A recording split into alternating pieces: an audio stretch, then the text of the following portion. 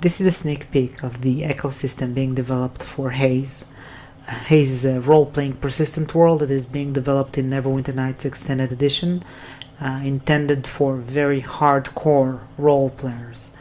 Now, one of the main goals is to create a very believable, living, breathing world, and one of the systems I'm working on to accomplish that is the Haze EcoSystem, which I'll demonstrate a small portion of now. If you look really hard, you'll notice there is a tiny beetle on the ground. But that beetle won't stay tiny for long. With time and food, beetles can grow in Haze.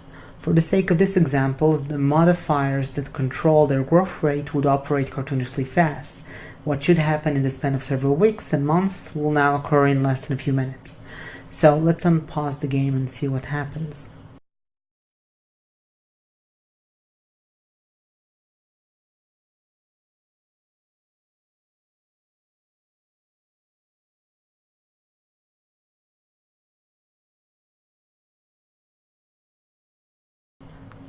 So we see the beetles eating the mushroom and getting bigger in a matter of seconds.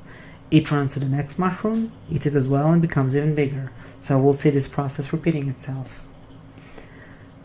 So we see that the beetle grows every time it eats a mushroom. Like I said, in the game it would take much longer time, and not only that, but the beetle would require a lot more food in order to grow. Also, other entities would have an effect on the beetle's population. In fact, since Haze requires your character to eat to stay alive, one should wonder if the beetles are eating food that humans can consume as well. Or maybe it's food that only elves can consume or dwarves can consume. Who knows?